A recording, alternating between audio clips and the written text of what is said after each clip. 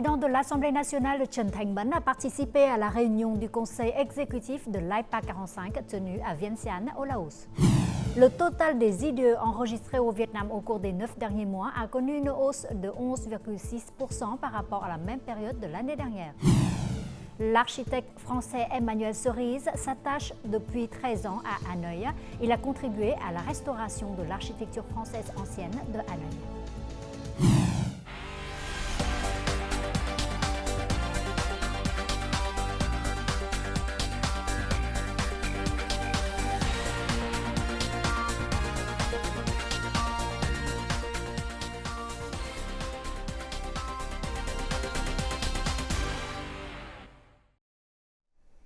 Mesdames et messieurs, bonjour. Merci d'être avec nous dans cette nouvelle édition du Journal francophone.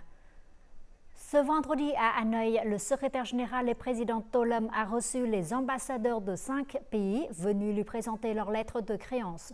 Il s'agit des ambassadeurs de Thaïlande, des Comores, du Burkina Faso, du Niger et du Suriname.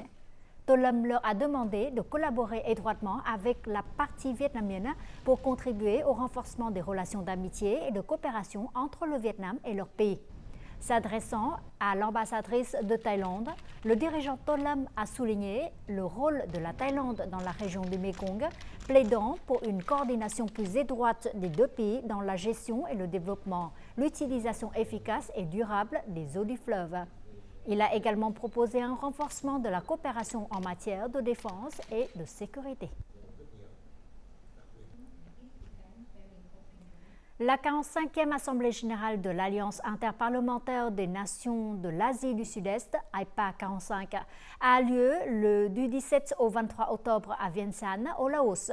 Ce vendredi matin, à Vientiane, le président de l'Assemblée nationale vietnamienne Trần Thanh Bẫn a participé à la réunion du conseil exécutif de l'AIPA 45, placée sous le thème « Rôle des parlements dans la promotion des connexions et de la croissance commune de l'ASEAN ». L'AIPA 45 vise à réduire les disparités de développement au sein de l'association. La participation du président de l'Assemblée nationale, Trần Thanh Bẫn, à cette Assemblée générale traduit l'importance qu'accorde le Vietnam à la coopération interparlementaire régionale, mais aussi à ses relations privilégiées avec le Laos, pays hôte pour la circonstance. Le dirigeant vietnamien a confirmé son soutien total à l'Assemblée nationale laotienne pour l'organisation de cet événement qui devrait contribuer à rehausser la position du Laos dans la région.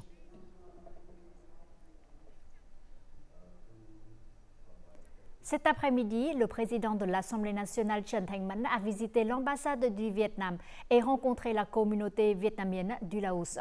Il s'est déclaré heureux de constater que la communauté vietnamienne du Laos, qui compte environ 100 000 personnes, mène une vie stable et s'intègre bien à la société locale.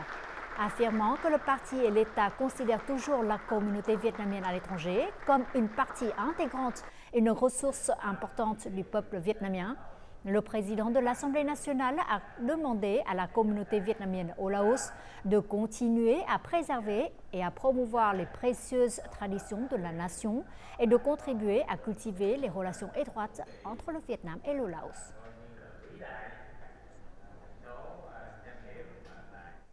Le vice-premier ministre et ministre vietnamien des Affaires étrangères Bùi Thanh Sơn effectue une visite en Australie du 16 au 19 octobre à l'invitation de la ministre australienne des Affaires étrangères Penny Wong. Les deux dirigeants ont co-présidé la 6e réunion ministérielle des Affaires étrangères Vietnam-Australie. Ils ont convenu de renforcer le partenariat stratégique Vietnam-Australie, notamment de porter le commerce bilatéral à 20 milliards de dollars dans les temps à venir. Bùi Thanh Sơn a proposé que les deux pays favorisent la coopération éducative, les échanges populaires et la mise en œuvre du programme de visa de travail pour les travailleurs vietnamiens en Australie. Lors de sa visite, Bùi Thanh Sơn a prononcé un discours lors de la conférence de l'Institut de politique Australie-Vietnam. Et passons tout de suite aux informations économiques. Selon le ministère du Plan et de l'Investissement, le total des investissements directs étrangers enregistrés au Vietnam au cours des 9 derniers mois atteint près de 25 milliards de dollars, soit une hausse de 11,6% par rapport à la même période de l'année dernière. Les décaissements de capitaux d'IDE depuis le début de l'année ont atteint un niveau record au cours des 5 dernières années. Nous en saurons plus. Cette entreprise taïwanaise de Chine vient de construire une usine de production d'équipements de radiateurs pour ordinateurs et voitures dans la province de Bắc Ninh avec un capital de 75 millions de dollars. L'usine est entrée dans la phase d'installation des machines. Face à un environnement favorable, elle a décidé d'élargir son échelle d'investissement. Nous demandons d'augmenter le capital d'investissement total à 200 millions de dollars. Bắc Ninh dispose d'une main-d'œuvre qualifiée et d'une bonne infrastructure. De nombreux projets visant à accroître les capitaux d'investissement montrent que les investisseurs étrangers ont confiance dans l'environnement d'investissement du Vietnam. Au cours des 9 derniers mois, Bắc Ninh continue d'être la première localité du pays à attirer des investissements avec un capital de 4,5 milliards de dollars, dont de nombreux projets de haute technologie. De grands projets se sont développés comme Amkor dans le domaine des semi-conducteurs, Foxconn en électronique. Nous avons pu attirer des capitaux conformément aux attentes. Pour promouvoir les flux de capitaux d'IDE de haute technologie vers le Vietnam, il est nécessaire d'améliorer la vitesse de traitement des documents d'autorisation d'investissement et des processus et procédures administratifs. Le portail national d'information doit fournir des informations sur les projets afin que les investisseurs puissent prendre leurs décisions. Le secteur des IDE joue un rôle important dans le capital d'investissement total de l'ensemble de la société. Par conséquent, le fort décaissement des capitaux d'IDE ces derniers temps a contribué à donner une impulsion au développement des industries manufacturières et des entreprises nationales, favorisant l'import-export et contribuant à la croissance économique. Le 19 octobre, le gouvernement organisera une conférence afin de discuter des solutions pour supprimer les obstacles et encourager les projets d'énergie renouvelable.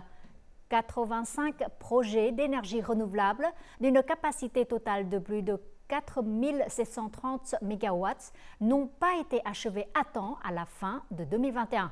Par conséquent, ces projets ne sont pas éligibles au mécanisme de prix préférentiel.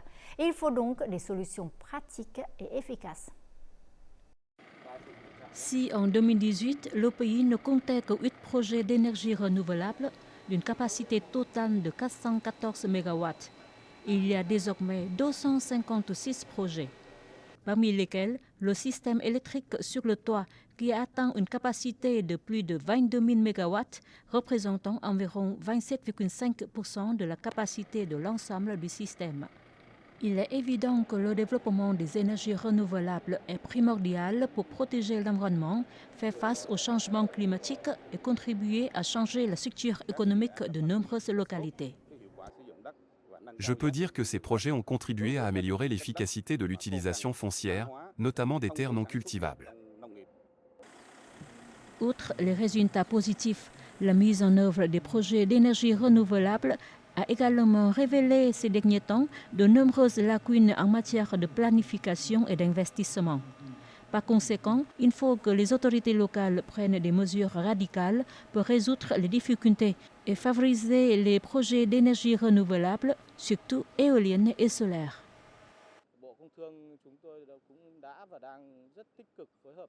Les problèmes et difficultés des projets d'énergie renouvelable sont liés à de nombreuses réglementations juridiques. Pour assurer l'harmonie entre les intérêts de l'État et des entreprises, le ministère de l'Industrie et du Commerce est chargé d'examiner et de faire rapport aux autorités compétentes afin de proposer des solutions et faire valoir les ressources pour le développement des énergies renouvelables. Le ministère de l'Industrie et du Commerce et l'OVN ont publié ces derniers temps une circulation sur la méthode de détermination des prix de production d'électricité, la construction d'un mécanisme de prix de transition. Cependant, il faut avoir des solutions plus fondamentales pour gérer de manière approfondie les difficultés et les problèmes liés aux énergies renouvelables. Notre journal continue avec les taux de change et l'indice de la bourse du Vietnam.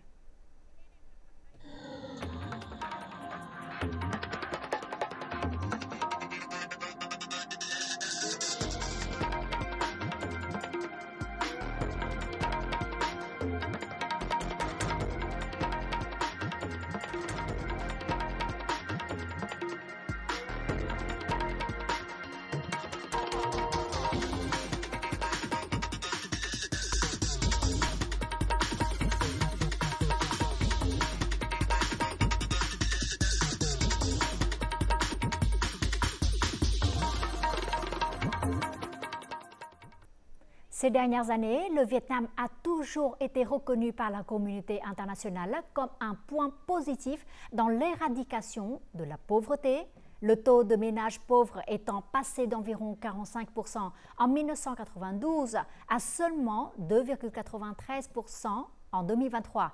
Cependant, le combat contre la misère au Vietnam se heurte encore à de nombreux défis, nécessitant des solutions opportunes et synchrones.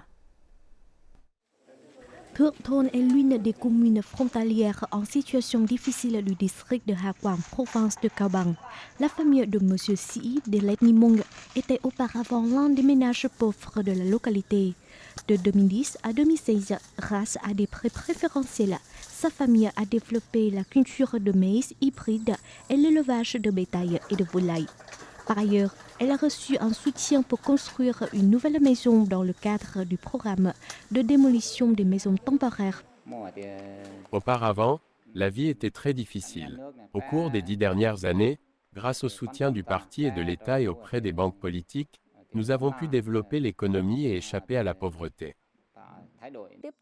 Nous continuons de mettre en œuvre des programmes cibles nationaux, en mettant l'accent sur la construction des routes intervillages et intercommunales pour que les gens puissent se déplacer facilement. Les habitants bénéficient de prêts préférentiels pour convertir leur culture et leurs élevages de bétail. Ces dernières années, le Vietnam a toujours été reconnu comme un point positif en matière de réduction de la pauvreté.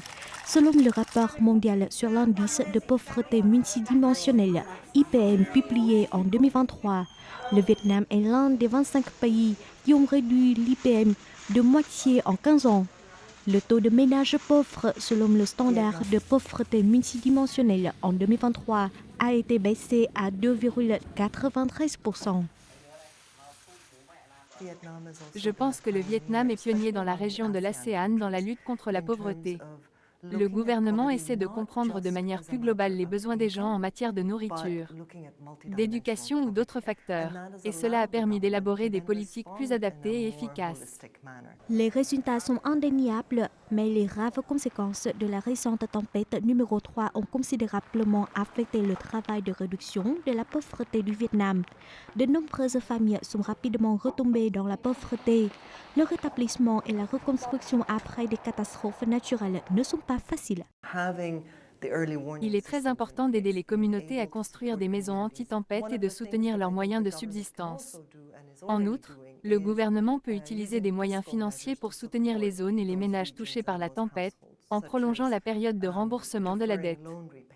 Après la tempête numéro 3, la résolution 143 du gouvernement a proposé une série de politiques de soutien d'urgence aux ménages pauvres et quasi-pauvres, contribuant ainsi à amener le taux de pauvreté nationale d'ici 2025 en dessous d'1%. Les résultats des fouilles archéologiques sur le site Vườn Chuối en banlieue de Hanoï ont été annoncés aujourd'hui. C'est l'une des reliques les plus rares de l'ère du métal au Vietnam. De nombreuses reliques ont été retrouvées dans la partie ouest du site. Les plus importantes sont 110 tombes funéraires, dont la plupart datent de la période pré-Đông Sơn, il y a près de 3500 ans. Les archéologues ont aussi déterré de nombreux artefacts de la culture de Đông Sơn vieille de 2500 ans. Armes, outils de travail et bijoux en pierre, bronze et céramique, ces résultats des fouilles prouvent une présence humaine très ancienne dans la région de Hanoï.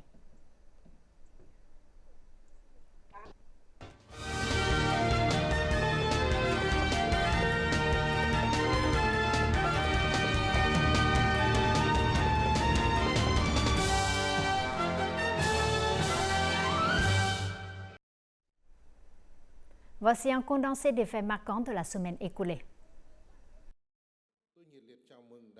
Le 10e congrès national du Front de la patrie du Vietnam pour la période 2024-2029 s'est tenu les 17 et 18 octobre à Hanoï. Le congrès est placé sous le thème « Solidarité, démocratie, innovation, création, développement » avec la participation de plus de 1000 délégués représentant diverses classes, groupes ethniques, religions, forces armées et vietnamiens d'outre-mer. Le secrétaire général du parti et président de la République Tô Lâm y assistait et prononçait un discours. Il a proposé que le Front de la patrie du Vietnam mette l'accent sur l'importance du remplir l'unité nationale, ce qui devrait permettre, selon lui, de faire entrer le pays dans une nouvelle ère. À l'occasion de la journée des femmes vietnamiennes, 20 octobre, dans l'après-midi du 17 octobre, le Premier ministre Phạm Minh Chính a rendu visite à l'Académie des femmes du Vietnam à Hanoï et a rencontré des responsables de l'Union des femmes vietnamiennes. Le chef du gouvernement a souligné le rôle important et la position croissante des femmes vietnamiennes dans la société. Dans la nouvelle ère d'accession nationale, il a proposé que l'Académie des femmes du Vietnam continue de promouvoir ses traditions afin de contribuer au développement de la femme, à l'égalité des sexes et au développement du pays. Le président de l'Assemblée nationale du Vietnam, Trần Thanh Mẫn, a effectué du 17 au 19 octobre une visite officielle au Laos pour participer à la 45e Assemblée générale de l'Assemblée interparlementaire de l'ASEAN AIPA 45. Au cours de la visite, le chef de l'organe législatif vietnamien s'est entretenu avec son homologue laotien, Saigonpong Phongvihan. Les deux présidents de l'Assemblée nationale ont convenu de renforcer la solidarité, la coordination étroite et le soutien mutuel des deux assemblées nationales lors des forums régionaux et internationaux. À l'issue de l'entretien, les deux dirigeants ont assisté à la signature de 2 mémorandums d'accord entre les deux parties. Selon les résultats publiés sur le portail national de la fonction publique, en septembre, Hanoï se classait 60e sur 63 provinces et villes de la section résultats de l'évaluation de l'ensemble des indicateurs au service des habitants et des entreprises, des ministères, branches et localités. Début octobre, le service de la justice de Hanoï et l'arrondissement de Cầu Giấy étaient les deux unités ayant le plus grand nombre de dossiers en retard. Le comité populaire de Hanoï a donc demandé que les unités s'efforcent de surmonter et de prévenir les retards dans la publication et le traitement des procédures administratives, tout en examinant et en déterminant de toute urgence les causes afin de traiter immédiatement les documents en retard. Le Vietnam a désactivé la technologie 2G sur Terre à partir du 16 octobre. Le service 2G continuera d'être fourni à Trường Sa Spratly et à Hoàng Sa Paracel. Les fournisseurs de services de télécommunications continueront au cours des prochains jours à aider les abonnés 2G à effectuer la conversion. La désactivation de la 2G est une étape importante pour que le Vietnam atteigne l'objectif du programme national de transformation numérique d'ici 2025 avec vision pour 2030, visant à universaliser les réseaux mobiles et les smartphones 4G, 5G pour chaque citoyen. Jusqu'au 17 novembre, la ligne de métro numéro 1 reliant Bến Thành à Suối Tiên à Ho Chi Minh Ville sera testée à titre commercial avec la participation de près de 500 personnes. L'opérateur devra tester le fonctionnement de l'ensemble du parcours dans les situations d'urgence telles que incendie, explosion, panne de courant ou inondation. Jusqu'au 7 novembre, il y aura un trajet toutes les 10 minutes, puis toutes les 4 minutes. Cette première ligne ferroviaire urbaine d'Ho Chi Minh Ville, d'une longueur totale de près de 20 km, devrait être mise en service commercialement en décembre prochain.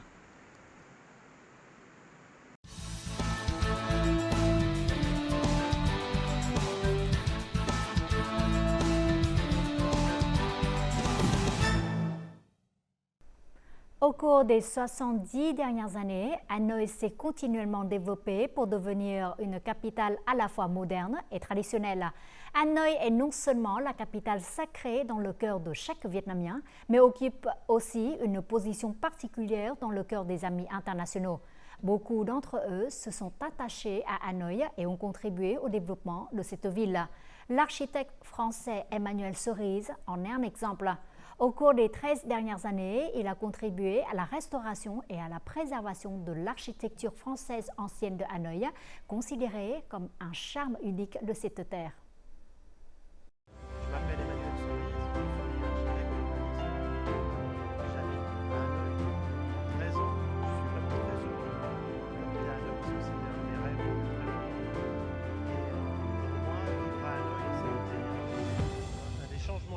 importants de ma vie, mais les plus beaux. Arrivé au Vietnam pour la première fois en 1997, Emmanuel Cerise a été impressionné par les œuvres architecturales et l'hospitalité des habitants. Il a prolongé sa période de recherche au Vietnam à 12 ans pour acquérir une compréhension profonde des coutumes, traditions et architecture unique de Hanoï. En 2011, il est devenu directeur de PRX Vietnam, bureau de coopération décentralisée de la région française Île-de-France. Se promener dans les rues, capturer les traces du temps est l'un de ses passe-temps préférés après près de 14 ans de vie à Hanoï. Bonjour monsieur, qu'est-ce qui vous a poussé à venir vivre et travailler ici et y attacher avec cette ville depuis 13 ans? J'étais allé avant au Bangladesh, en Inde. C'est des pays où c'est plus difficile.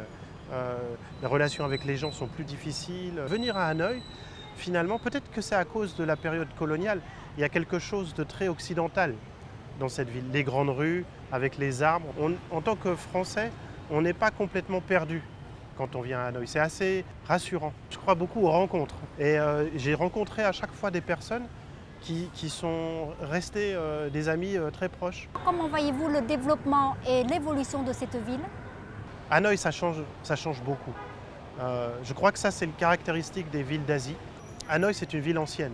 Donc Hanoï, plus de 1000 ans, c'est très rare. Et Hanoï a acquis, on va dire, ces 15 dernières années, vraiment une vraie stature internationale. Ce que je regrette beaucoup, c'est qu'il y a plus de bruit. La circulation n'est pas encore organisée. Il y a des perturbations assez importantes et de la pollution. En tant que directeur PRX Vietnam, Emmanuel Cerise et ses collègues ont mis en œuvre de nombreux projets de coopération avec Hanoï dans des domaines tels que l'aménagement et la gestion urbaine, le transport public, l'amélioration de la qualité de l'air, ainsi que la préservation et la promotion des valeurs patrimoniales. Ces projets ont apporté une contribution importante au développement de la ville. Je connais Emmanuel depuis 20 ans.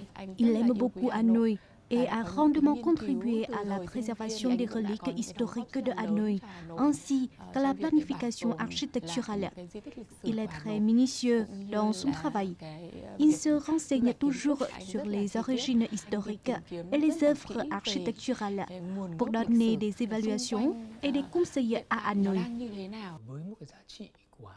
Avec la valeur de l'ancienne Hanoï, en plus des caractéristiques modernes, une petite touche de nostalgie est indispensable. Emmanuel s'efforce de préserver les anciennes traces de Hanoï. L'un des projets typiques d'Emmanuel Cerise et de PRX Vietnam est la restauration d'anciennes villas vieilles de plus d'un siècle, situées au 49 rue Trần Hưng Đạo à Hoàn Kiếm. Fin janvier 2024, cette villa a été achevée et ouverte aux visiteurs. Il s'agit d'un bâtiment construit au début du XXe siècle et qui conserve encore ses valeurs architecturales. Ça change complètement. Nous voici devant l'ancienne villa à l'architecture française. Alors, pouvez-vous nous parler davantage de ce projet? C'est un projet qui a été très très long à mettre en œuvre parce que l'ensemble de la cour était occupé par plusieurs familles, donc il a fallu d'abord reloger. Puis après, il a fallu faire pas mal d'études sur ce type d'architecture. La maison était plutôt en assez bon état. Sa structure n'était pas très abîmée. Moi, personnellement, c'était un petit peu dommage qu'il n'y ait que des polémiques sur les couleurs. Mais je veux dire, on a appris énormément d'autres choses. Sur les planchers, sur les fenêtres. Donc à mon avis, on est assez proche de l'état d'origine. Selon vous, quel est le plus grand défi dans la préservation et la rénovation des œuvres architecturales anciennes à Hanoï? Le patrimoine de villas à Hanoï a plus d'1 millier. 1200 et quelques. Donc du coup, il y aurait un potentiel important de rénovation de villas. À mon avis, il y a deux grands défis. Le financement pour maintenir et rénover le patrimoine.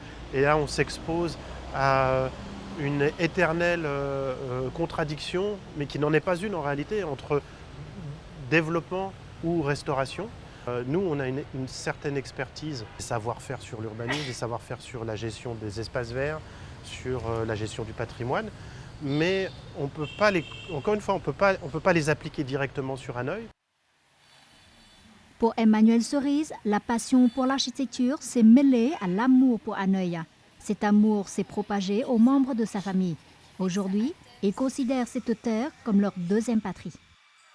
Le charme, c'est ce qu'on vit là. Ça veut dire d'avoir des petites cours comme ça, un peu privées, mais à la fois avec des arbres. Ici, j'ai un attachement particulier parce qu'on a une bonne compréhension de la ville et de la culture vietnamienne. Je pense que ça ajoute au plaisir de vivre ici. Hanoï, pour moi, c'est une ville animée, une ville dynamique, une ville verte. Et tout ça, ça fait quand même une particularité très importante pour cette ville. Et dans mon cœur, elle restera toujours attachée. Voici les prévisions météo dans les principales villes du Vietnam.